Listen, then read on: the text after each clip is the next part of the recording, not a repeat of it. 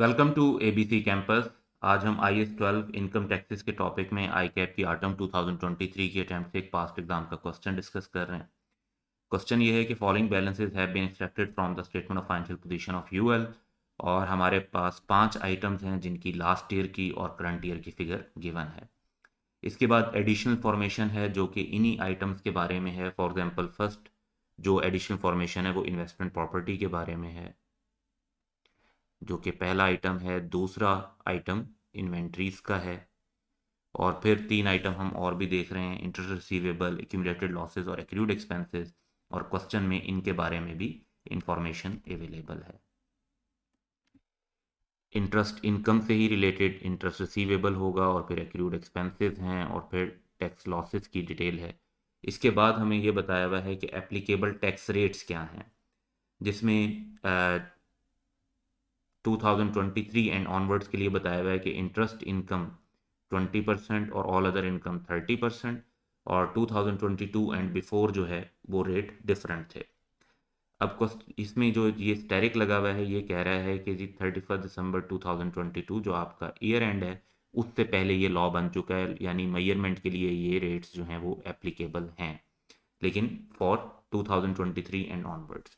Compute हमने क्या करना है, हमने कंप्यूट करना है डेफर टैक्स लाइबिलिटी और asset that should be recognise in the UL statement of financial position.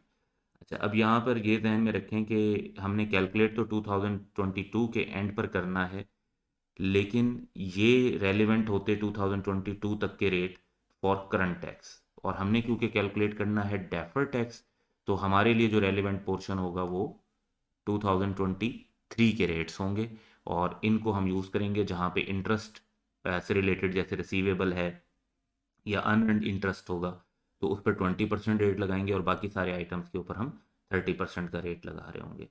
तो अब इस क्वेश्चन को हम सिंपली सॉल्व करते हैं, क्योंकि जो तरीक़ेकार होगा उसमें हम हर आइटम की कैरिंग अमाउंट टैक्स बेस और फिर टेम्परेरी डिफरेंस के थ्रू टैक्स रेट अप्लाई करके डेफर टैक्स लाइबिलिटी और एसेट कैलकुलेट कर लेंगे, जो कि इस क्वेश्चन की रिक्वायरमेंट है।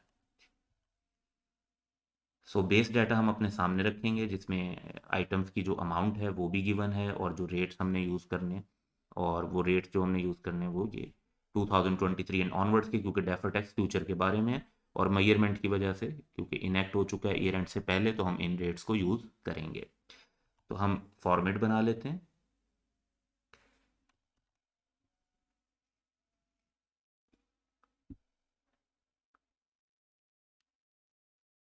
तो पहला आइटम हमारे पास जो है वो इन्वेस्टमेंट प्रॉपर्टी है, और इन्वेस्टमेंट प्रॉपर्टी से रिलेटेड क्वेश्चन में जो इन्फॉर्मेशन है वो ये है कि UL has only one investment property which was purchase during 2022, यानी करंट ईयर में ही खरीदी है, और at a cost of 450 million. Fair value of property 31 दिसंबर को 610 हो गई है, खरीदी 450 की और वैल्यू 610 हो गई। UL follows cost model for accounting purposes, और under tax law capital gain on investment properties taxable at the time of sale while depreciation is not allowed.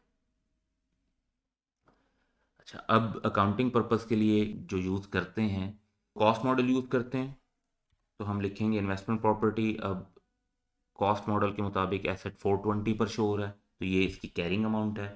Tax based जो है टैक्स अथॉरिटीज जो हैं वो कह बता रहे हैं कि डेप्रिसिएशन को तो अलाउ नहीं करते, लेकिन at the time of sale वो डिडक्शन दे देंगे। तो at the time of sale जो डिडक्शन देंगे, फ्यूचर डिडक्टेबल अमाउंट वो टोटल 450 मिलियन की ही देंगे।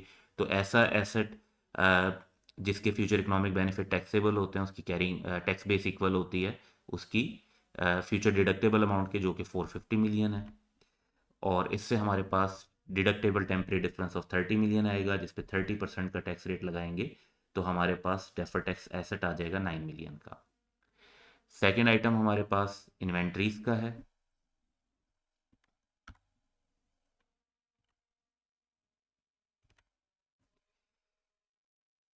इन्वेंट्रीज के बारे में ये पॉइंट लिखा हुआ है कि इंपोर्ट की थी during the year amounting to ₹660 million, of which 40% remained unsold, जो इन्वेंट्री में पड़ी होंगी ईयर एंड पर। Payment of imported inventories resulted in foreign exchange loss of 100 million.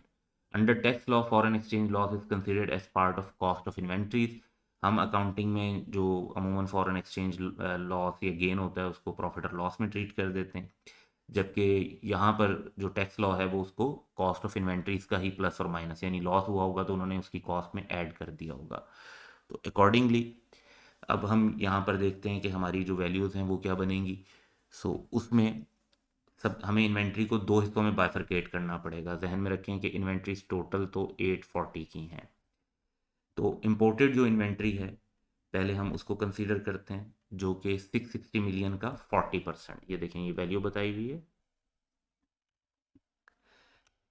तो 264 अकाउंटिंग के हिसाब से इसकी कैरिंग अमाउंट है। टैक्स अथॉरिटीज़ के हिसाब से जो है 264 में 100 का 40%, क्योंकि 40% ही इन्वेंट्री में 40 ऐड कर देंगे तो टैक्स वालों के हिसाब से ये इन्वेंट्रीज 304 की हैं।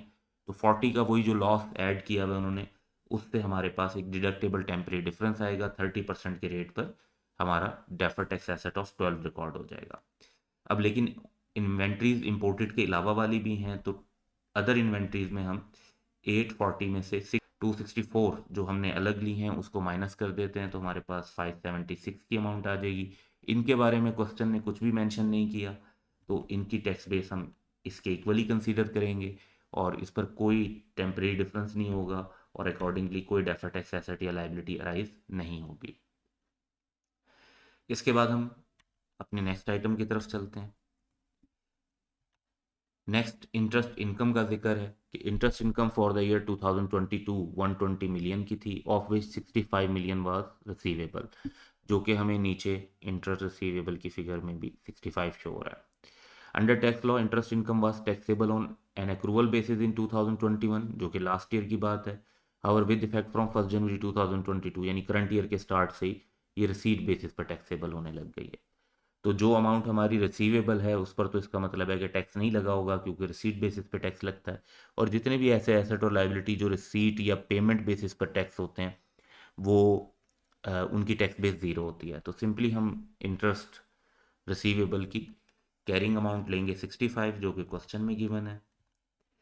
टैक्स बेस क्योंकि रिसीट बेसिस पे टैक्स हो रहा है तो वो ज़ीरो होगी। इस 65 का टैक्सेबल टेम्परेरी डिफरेंस आएगा 20% का रेट इस पर अप्लाई करेंगे तो हमारे पास 13 का डेफर टैक्स लायबिलिटी आ जाएगी। नेक्स्ट क्वेश्चन में एक्रूड एक्सपेंसेस की कुछ डिटेल है कि accrued expenses include payable for penalties of ₹42 million. Last year भी इसकी कुछ फिगर थी। ड्यूरिंग द ईयर पेनल्टीज पे की हैं 56 मिलियन की। Under tax law penalties are not deductible, और other expenses are allowed on payment basis. तो हमारे पास जो एक्रूड एक्सपेंसेस हैं वो तो टोटल 232 के हैं, जिसमें से 42 जो है वो पेनल्टीज से रिलेट करता है। तो एक्रूड एक्सपेंसेस में पहले हम पेनल्टीज को देखते हैं। तो इनकी वैल्यू कैरिंग अमाउंट 42 है।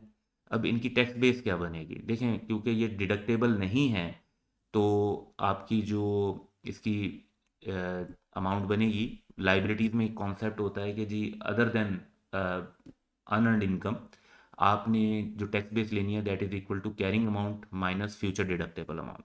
तो कैरिंग अमाउंट 42 है, फ्यूचर डिडक्शन तो कोई नहीं मिलेगी क्योंकि टैक्स वाले अलाउ नहीं करेंगे, तो 42 माइनस जीरो टैक्स बेस 42 की आ जाएगी। इससे हमारे पास कोई डिफरेंस टेम्परेरी अराइज नहीं होगा और 30% का जो टैक्स रेट जब हम अप्लाई करेंगे तो कोई डेफर टैक्स लाइबिलिटी और एसेट भी नहीं आएगा। अब जो बाकी लाइबिलिटीज़ हैं यानी 232 में से अगर हम 42 की पेनल्टीज़ वाली निकाल दें तो वो 190 की बचती हैं। और क्योंकि अदर एक्सपेंसेस अलाउड हैं तो उनमें देखें कि उसमें क्या होगा कि टैक्स बेस ज़ीरो हो जाएगी, कि वो पेमेंट बेसिस पर अलाउड है। जो भी चीज़ रिसीट या पेमेंट बेसिस पर अलाउड होती है उसकी टैक्स बेस ज़ीरो होती है। तो 190 का डिडक्टेबल टेम्परेरी डिफरेंस आएगा, 30% का रेट अप्लाई करेंगे तो 57 का डेफर टैक्स एसेट रिकॉर्ड हो जाएगा। इसके बाद क्वेश्चन की लास्ट पॉइंट्स हैं कि UL has unused tax losses of 550 million as on 31st December 2022. It is expected that after 3 years, sufficient taxable profit will be earned to utilize the benefit of unused losses and deductible temporary differences. यानी इन losses के ऊपर हम future में benefit ले सकते हैं, इसलिए इस पर हम डेफर टैक्स एसेट रिकॉर्ड कर लेंगे। तो unused tax losses total 550 million की अमाउंट है, सबके ऊपर 30% रेट लगाएंगे, 165 का इस पर भी डेफर टैक्स एसेट बनेगा। अब अगर हम टोटल करते हैं तो हमारे पास 230 की अमाउंट बनती है नेट करके एसेट और लाइबिलिटी की, तो नेट हमारा डेफर टैक्स एसेट रिकॉर्ड होगा 230 मिलियन का। And that's all for today. Have a good day.